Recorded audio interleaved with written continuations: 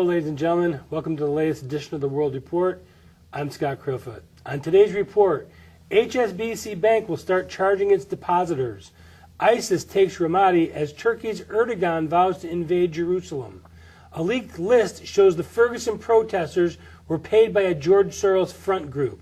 The growing field for 2016 and our moment in history, we delve into the great Western leader who can be blamed for the troubles in the Middle East. And now to our top stories. The exposing of the shameless media. George Stephanopoulos of ABC News is just the tip of the biased media iceberg. I'm sure there's more to come. But first, we want to talk about the Obama trade deal. When I see Democrats against it and the weak, phony leaders of the GOP siding with this president's thirst for power, I'm very suspect. Helping us to make sense of this craziness is the World Report's senior advisor, economics blogger for USA Today Online, Maury Beschloss, who can be followed on Twitter at @Beschloss. Maury, we're going to talk about the Obama trade deal. Yes. Well, it's not the Obama. Let's just call it a general trade pact, and Obama The TPP. Okay. Okay.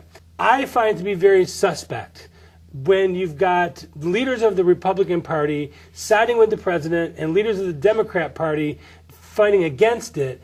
My instincts tell me that something's wrong here. And I've done a lot of research into it. I know you have too. So explain what you think is going on here.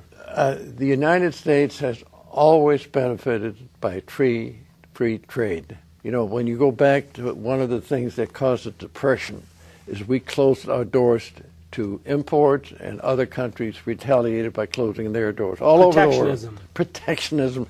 Well said. Protectionism is the opponent of free trade. Now you say, well, if we go ahead and pass the Free Trade Pact, which, by the way, right now is aimed at East Asia, which is the fastest growing sector of the world today. There are 11 countries today that are growing very, very well, more so than any other area in the world, and they have come together and they want to have a free trade pact with the United States and vice versa. So what you're saying is if that happens and it passes, then Obama has the power to do what he wants. Now, what the problem is, a free trade pact wouldn't say that Congress can't vote on it. It's just that they have to vote up and down. You can't have a deal, let's say we want to make a deal with Indonesia, okay, and it's all done at the administration's level. And then it comes back, and the majority of the Congress is for it, but then amendments come to the table, and before you know it, it becomes so unworkable that the other party says, let's forget about it. But don't we already have trade agreements with those countries? I know we do with Korea, and we run a 14% trade deficit last year. Yeah, well, part of that. In China, we ran a $317 billion deficit. Yeah, but with China, we never went anywhere near. China has always had a huge export surplus. But the problem is the concept of a trade pact for the future is to give everybody a chance. If our country is best served by cost effectiveness elsewhere, much greater than ours, then our consumers are benefiting. However, and I might have been more against free trade 15, 20 years ago, you're putting a lot of emphasis on the fact we've got a president right now who doesn't know what he's doing. Well, and that we already have trade deficits with several of those countries, so why is this going to make it any better? No, because that means they open up their markets to us also. I mean, there are a lot of things that we make that they don't make. The trade pact isn't just done on a specific item. In generality, whenever we have, or whenever any country has been free to trade with any other country, I happen to think NAFTA has turned out to be a very positive thing for us. You remember when Ross Perot said all we're going to see is all our jobs going down to Mexico. Well, we've had some of that, but by and large, probably the North American Free Trade Authority has proven to be a beneficial aspect to us. For instance, you know, the refineries, one of the things that they cannot be prevented from doing is shipping outside of the country. There's no restriction for shipping oil derivatives, such as gasoline, jet fuel, diesel fuel, heating oil, and so on. And you say, well, is that terrible? It's going to raise prices. No, it's not. I mean, that's what's being used to keep our doors shut. And this is one thing that our president would like to keep our doors shut in order to cater to his agencies, especially the Environmental Protection Agency.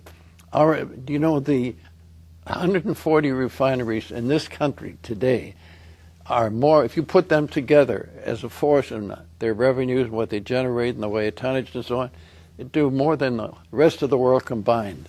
Okay, so if it's a great deal, why is it being done in secret and it's hundreds of pages long and members of Congress have to go into a closed door to find anything out about it? Why can't the Congress and the American people see what we're talking about? It seems like Obamacare sometimes all over I again. wonder if you're just baiting me or whether you're asking me.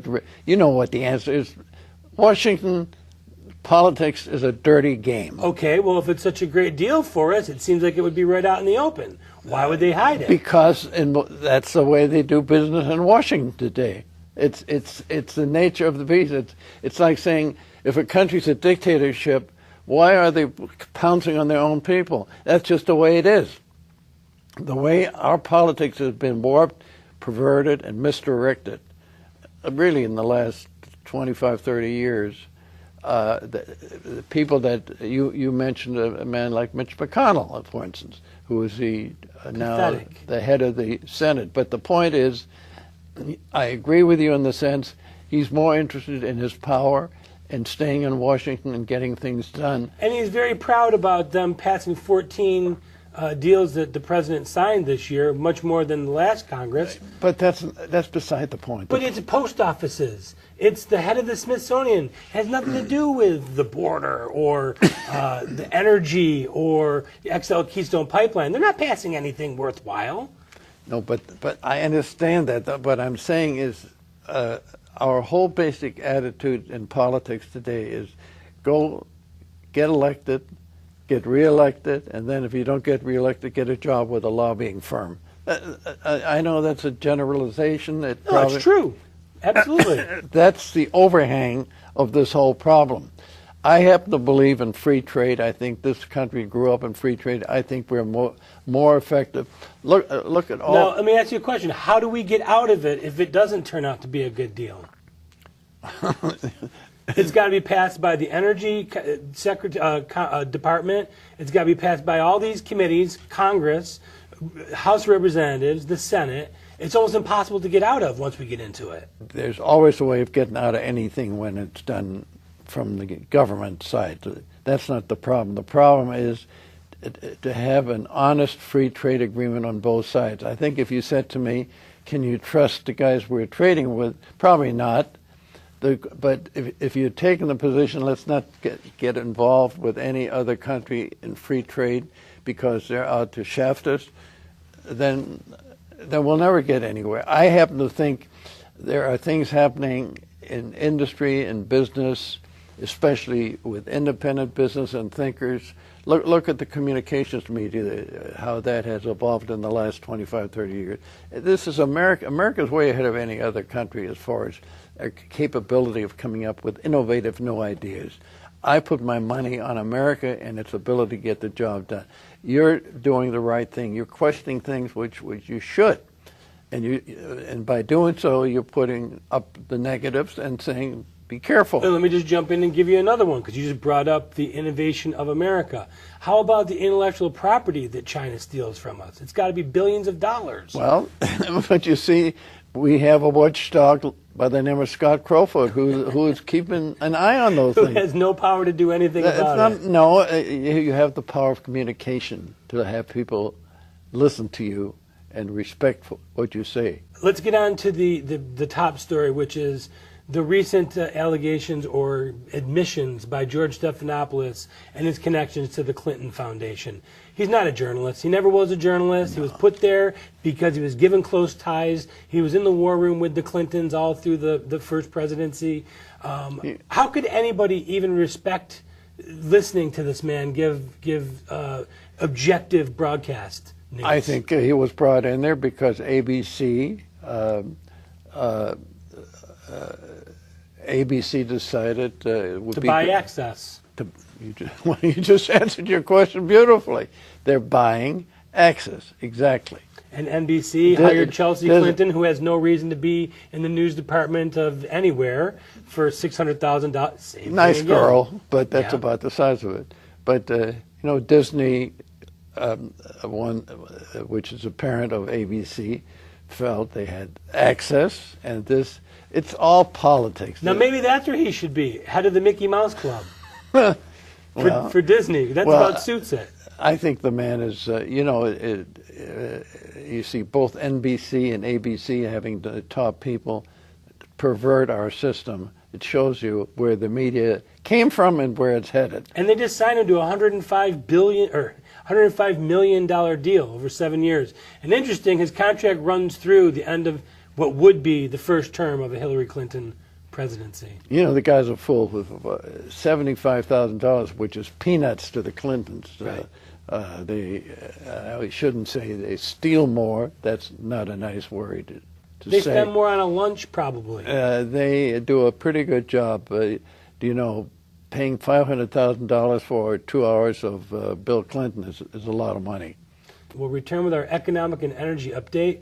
We get lots of questions from viewers all over the world. If you'd like to ask Maury a question, it's simple and free. Just email your question or video to maury@theworldreport.org. And when you're there, remember to like us, recommend us, and certainly leave comments.